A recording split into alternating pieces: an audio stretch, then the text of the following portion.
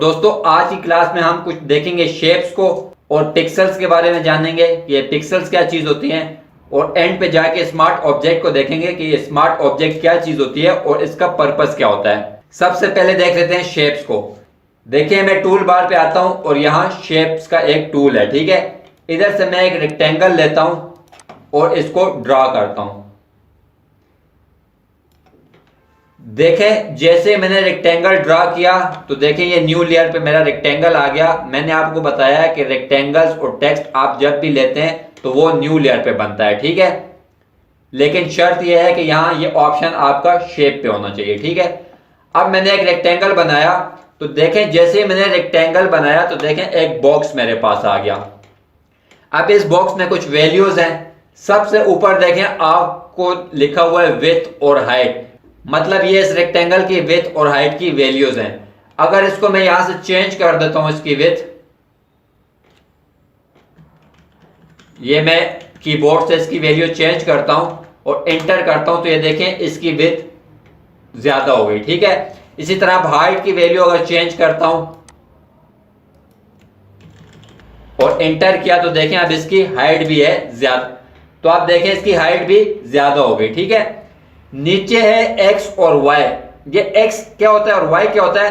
देखिए ये x होता है इसकी पोजीशन, ठीक है। इस वक्त ये 70 पॉइंट के पिक्सल्स पे खड़ा है अपने आर्ट बोर्ड पे या अपनी फाइल पे, ठीक है। और इसी तरह इसकी y की पोजीशन जो है वो 160 पिक्सल्स है। अब इस तरह तो आपको अंदाजा नहीं होगा। इसकी x की वैल्यू में चेंज करता हूं, ये 70 है, इसको मैं कर देता हूं 100 और एंटर करता हूं तो ये देखें 100 पिक्सल पे ये क्या हुआ, मूव हुआ, ठीक है। इसी तरह y की वैल्यू जो है तो 160 है, इसको मैं कर देता हूं 250 और एंटर किया तो ये देखें y एक्सिस पे इसने क्या किया, मूव किया। तो ये x और y जो होता है तो ये क्या होता है, आपकी मूवमेंट होती है। अब यहां आ जाए तो ये देखें दो कलर्स हैं। हमने इलस्ट्रेटर में पढ़ा था कि दो किस्म के कलर होते हैं, एक फिल होता है और एक स्ट्रोक होता है। तो ये देखें इसके फिल का कलर है, इसको मैं क्लिक करता हूं तो ये देखें मेरे पास कलर का बॉक्स आ गया। अब अगर मैं ग्रीन करता हूं तो इसका कलर ग्रीन हो जाएगा, रेड करता हूं तो इसका कलर रेड हो जाएगा, ब्लैक करता हूं तो इसका कलर ब्लैक हो जाएगा। यहां इसके स्ट्रोक का कलर है, ये इस वक्त नन पे है, इसको मैं आके कर देता हूं रेड। अब इसका स्ट्रोक रेड हो गया लेकिन वैल्यू बहुत कम है तो हमें सही से नजर नहीं आ रहा। इधर से आके इसकी वैल्यू में इंक्रीज करता हूं तो देखें इसकी वैल्यू क्या हो गई, इंक्रीज हो गई।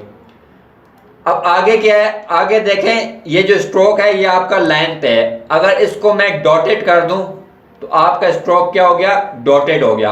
और इस डॉट्स के यहाँ पॉइंट्स लिखे हुए हैं। अगर इसके पॉइंट्स में 11 से 5 कर दूं तो आप देखें डॉटेड लाइन आपकी थोड़ी ज्यादा अच्छी लग रही है और पॉइंट्स आपके कम हो गए हैं, ठीक है।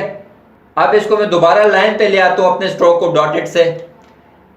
यहां देखें कुछ ऑप्शंस आपको नजर आ रहे हैं जो हमने इलस्ट्रेटर में पहले से पढ़ चुके हैं कि देखें इस वक्त ये इनसाइड लाइन है, मतलब सारा स्ट्रोक पाथ के अंदर है। अगर इसको मैं कर दूं सेंटर लाइन तो देखें आधा स्ट्रोक पाथ के अंदर होगा और आधा स्ट्रोक आपकी पाथ के बाहर होगा।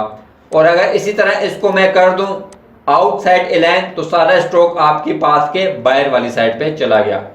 अच्छा ये क्या चीज है, देखें ये आपके जो रेक्टेंगल है इसके कॉर्नर्स बिल्कुल स्ट्रेट हैं, ठीक है। अगर इसको मैं राउंडेड कर दूं तो ये देखें कॉर्नर्स इसके राउंडेड हो जाएंगे।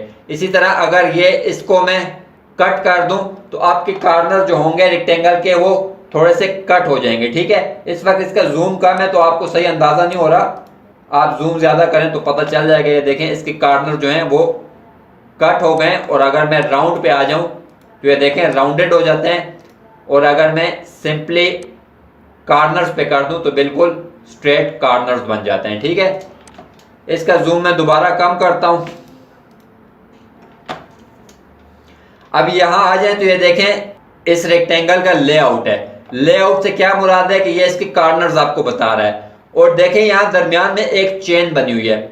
चेन आपको क्या शो कर रही है कि आप एक की वैल्यू को चेंज करेंगे तो सब की वैल्यू क्या होगी, चेंज हो जाएगी। अब इसकी वैल्यू में कर देता हूं 50 पॉइंट और एंटर कर देता हूं तो आप देखें ये चेन पे चूंकि चेक है तो ये सारी तरफ से इसके कॉर्नर राउंड हो गए, ठीक है। कंट्रोल Z से मैं अनडू करता हूं। अब इस चेन को अगर मैं ब्रेक कर दूं, इस पे क्लिक कर दूं और ये ऑफ हो गई तो अब देखें अगर मैं चेंज करूंगा वैल्यू इसकी 50 पॉइंट, तो सिर्फ एक कार्नर आपका राउंडेड हुआ और बाकी कार्नर जो है तो वो अपनी पोजीशन पे मौजूद हैं। ठीक है, तो अगर आप किसी खास कार्नर को राउंड करना चाहते हैं तो आपको चेन को ब्रेक करना पड़ेगा। अच्छा देखें, पिछली क्लासों में हमने पढ़ा था कि जब आप शेप बनाते हो तो शेप को आप न्यू लेयर पे नहीं बनाते, बल्कि ऑटोमेटिकली वो न्यू लेयर पे ही बनती है। लेकिन अगर मैं चाहता हूं कि मैं 2 शेप्स बनाना चाहता हूं या 2 से ज्यादा भी शेप्स बनाना चाहता हूं, तो वो न्यू लेयर पे ना बने बल्कि उसी लेयर पे वो शेप बने। ठीक है, तो ये देखें, एक ऑप्शन है आपके पास यूनाइट का, जो हमने इलस्ट्रेटर में भी देखा था। उधर इसका नाम यूनाइट था, यहाँ इसका नाम कंबाइन है। ठीक है, यहां से मैं एक सर्कल लेता हूं, ठीक है, और इसको बनाने से पहले शिफ्ट प्रेस कर देता हूं। इसको बनाने से पहले शिफ्ट प्रेस कर देता हूं। अब मैंने सर्कल बनाया, तो देखिए अब मेरा एक सर्कल बन गया, लेकिन न्यू लेयर उसने नहीं ली, उसी लेयर पे मेरा एक सर्कल बन गया। इस तरह मैं यहां एक सर्कल बनाता हूं, शिफ्ट प्रेस किया तो देखिए एक और सर्कल भी बन गया, लेकिन उसी लेयर पे बन गया। इस तरह इधर बनाता हूं, इधर बनाता हूं। अब देखें मैंने 4 सर्कल्स बनाए, लेकिन मैंने न्यू लेयर नहीं ली, ना उसने मुझे खुद ऑटोमेटिक न्यू लेयर लेके दी, बल्कि उसने उसी शेप के अंदर नई शेप्स को यूनाइट कर दिया या कंबाइन कर दिया। ठीक है, तो यही चीज आप देखें यहाँ सब्ट्रैक्ट पे भी अप्लाई कर सकते हैं, इंटरसेक्ट पे भी अप्लाई कर सकते हैं और एक्सक्लूड पे भी अप्लाई कर सकते हैं शिफ्ट को प्रेस करके। ये सारी चीजें हमने इलस्ट्रेटर में भी पढ़ी हुई हैं, इसलिए आपको पता होंगी कि इसका इस्तेमाल कैसे होता है। ठीक है, लेकिन आपने शिफ्ट को लाजमी प्रेस करना है। अब इस शेप को मैं डिलीट करता हूं। अच्छा देखें, अब यहां मैं एक अहम बात आपको बताना चाहता हूं कि फोटोशॉप में जब आप शेप बनाते हैं या टेक्स्ट लिखते हैं तो वो उसको क्यों नई लेयर पे बनाता है। वो उसको इसलिए नई लेयर पे बनाता है कि फोटोशॉप कहता है कि जो टेक्स्ट होता है आपका और जो शेप होती है वो वेक्टर है, वो रास्टर नहीं है। देखिए बेसिकली फोटोशॉप तो है वो रास्टर इमेजेस के लिए है ना, तो ये कहता है कि 2 ऑप्शंस जो है तो वो मेरे पास रास्टर्स के नहीं है बल्कि वेक्टर्स के हैं। एक शेप जो है तो वो वेक्टर है और एक मेरे पास जो टेक्स्ट मौजूद है तो वो वेक्टर है। ठीक है, अब देखें मैं एक सर्कल लेता हूं और इसको बनाता हूं, तो ये कहता है कि यार ये आपका वेक्टर है और इसको मैं न्यू लेयर पे बनाऊंगा। ठीक है, तो अब इसने मुझे एक शेप बना दी और ये न्यू लेयर पे बना दी और ये कहता है वेक्टर है। अब मैं कंट्रोल T करके देखता हूं कि ये वाकई वेक्टर है कि या नहीं है। ठीक है, इसको मैं थोड़ा सा छोटा करता हूं, ठीक है, और फिर बाद में जाके दोबारा बड़ा करता हूं। तो आप देखें जब मैंने छोटा किया और बड़ा किया तो ठीक है, ये पिक्सेलेट नहीं हुआ, रीसाइज करने पे ये पिक्सेलेट नहीं हुआ। ठीक है, मैं इंटर करता हूं और इसको मैं अब लेयर को डिलीट कर देता हूं। अब मैं एक न्यू लेयर लेता हूं और अब मैं इधर शेप को कन्वर्ट कर देता हूं पिक्सल्स पे। ठीक है, शेप को मैंने कन्वर्ट कर दिया पिक्सल्स पे और देखें फिर मैंने एक सर्कल बनाया और कंट्रोल T प्रेस किया और इसको मैंने छोटा किया। ठीक है, इंटर किया। अब दोबारा कंट्रोल T प्रेस किया और इसको मैं रीसाइज करता हूं, तो ये क्या होने लगा, पिक्सेलेट होने लगा। सारा क्या हो गया, पिक्सेलेट हो गया, क्योंकि ये मैंने पिक्सल्स पे बनाया।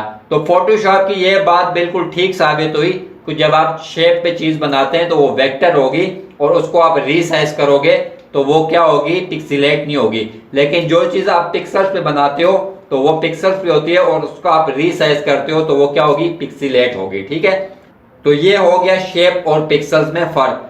अच्छा एक बात अहम आप और भी नोट कर लें कि देखें ये यहाँ जो वेक्टर होता है और इलस्ट्रेटर में जो वेक्टर होता है तो उसमें जमीन आसमान का फर्क होता है। ठीक है, इसके वेक्टर को भी अगर आप बहुत ज्यादा बड़ा करोगे तो वो आपको पिक्सल्स पे ही नजर आएगा। ठीक है, तो ये एक लिमिटेड एरिया में तो ठीक है, उसको पिक्सेलेट नहीं होने देता, लेकिन जब बहुत बड़ा करते हो तो वो पिक्सेलेट होना शुरू हो जाता है। ठीक है, लेकिन इलस्ट्रेटर का वेक्टर जो है तो वो बिल्कुल अलग है, उसको आप जितना मर्जी बड़ा कर लें वो पिक्सेलेट नहीं होता। ठीक है, तो आप फोटोशॉप के वेक्टर को आप ये ना समझें कि ये इलस्ट्रेटर की तरह का वेक्टर है। ठीक है, ये सिर्फ थोड़ा मजबूत होता है, थोड़ा उसकी रेजोल्यूशन हाई होती है, लेकिन अगर उसको बहुत ज्यादा बड़ा करेंगे तो वो यकीनन पिक्सेलेट होगा।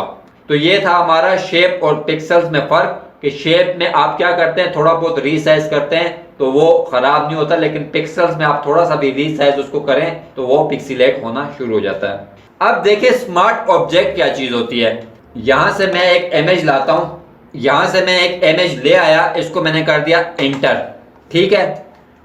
अब देखें जब भी मैं इस पे कुछ पेंट करने लगता हूं तो ये कहता है this smart object must be restored before proceeding. मतलब ये कह रहा है कि आपका जो इमेज है ये स्मार्ट ऑब्जेक्ट है, ठीक है, तो आप इस पे कोई काम नहीं कर सकते, आपको पहले इसको रास्टराइज करना पड़ेगा। देखिए स्मार्ट ऑब्जेक्ट का कॉन्सेप्ट क्या है। स्मार्ट ऑब्जेक्ट का कॉन्सेप्ट वो ही है जो हमारा शेप में हमने देखा कि जब आपकी कोई चीज स्मार्ट ऑब्जेक्ट में आएगी तो आप उसको रीसाइज करोगे तो वो पिक्सेलेट नहीं होगा, ठीक है। अब देखें ये स्मार्ट ऑब्जेक्ट है और यहां लेयर पे आपको नीचे एक निशान भी नजर आ रहा है, ठीक है। अब इसको अगर मैं कंट्रोल टी करता हूं और छोटा कर देता हूं, ठीक है, एंटर करता हूं, फिर कंट्रोल टी करता हूं और बड़ा करता हूं और एंटर करता हूं, तो इसको कोई फर्क नहीं पड़ता क्योंकि ये स्मार्ट ऑब्जेक्ट है और ये हमारा शेप की तरह ही काम करता है। लेकिन यहां आके अगर इसको मैं रास्टराइज कर दूं, इस पे मैंने राइट क्लिक किया और इसको मैं कर देता हूं रास्टराइज, ठीक है, और कंट्रोल टी करता हूं। अब इसको मैं छोटा करता हूं, एंटर करता हूं, दोबारा कंट्रोल टी करता हूं और बड़ा करता हूं, एंटर किया, तो ये क्या हो गया, आपका इमेज पिक्सेलेट हो गया। तो देखिए स्मार्ट ऑब्जेक्ट क्या काम करता है कि जब आप किसी चीज को रीसाइज करते हो तो वो पिक्सेलेट नहीं होता, ठीक है। लेकिन आप जब स्मार्ट ऑब्जेक्ट को रास्टराइज करते हो तो वो क्या हो जाता है, रीसाइज करने पे पिक्सेलेट होता है, ठीक है। तो देखें जब भी कोई इमेज आप लेके आते हैं तो कोशिश करें उसको स्मार्ट ऑब्जेक्ट में कन्वर्ट कर दिया करें, क्योंकि जब आप उसको छोटा बड़ा करेंगे तो वो आपसे खराब नहीं होगा, ठीक है। तो ये हमारा स्मार्ट ऑब्जेक्ट का कॉन्सेप्ट था जो बिल्कुल शेप्स के कॉन्सेप्ट की तरह ही था। अच्छा अब मसला ये है कि अगर फर्ज करें स्मार्ट ऑब्जेक्ट पे हमने कोई एडिटिंग करनी है, ठीक है, और वो हमें कहते हैं इसको रास्टराइज करो, और हम नहीं चाहते कि इसको हम रास्टराइज करें, हम चाहते हैं कि ये स्मार्ट ऑब्जेक्ट ही हो लेकिन फिर भी हम इसमें एडिटिंग करें, तो उसका क्या तरीका है वो इंशाल्लाह हम नेक्स्ट क्लास में देखेंगे। तो दोस्तों ये थी आज की हमारी क्लास जिसमें हमने शेप्स के बारे में पढ़ा कि शेप्स क्या होती हैं, कैसे काम करती हैं, उसमें हम चेंजेस कैसे लेके आ सकते हैं, और शेप्स और पिक्सल्स में क्या डिफरेंट होता है ये हमने पढ़ा, और देखा कि स्मार्ट ऑब्जेक्ट असल में क्या भला है और ये कैसे काम करता है, ठीक है। क्योंकि स्मार्ट ऑब्जेक्ट आप जो भी इमेज लेके आते हो वो स्मार्ट ऑब्जेक्ट पे ही होता है, ठीक है, और आप उस पर कोई काम करने लगते हो तो वो आपको कहता है इसको पहले रास्टराइज करो तो फिर आप इस पे काम करो, ठीक है। अब इसमें मजीद भी कुछ चीजें हैं जो आगे जाके हम देखेंगे, बहुत काम की चीजें हैं। तो इंशाल्लाह नेक्स्ट क्लास में अब मुलाकात होगी, तब तक के लिए अल्लाह हाफिज।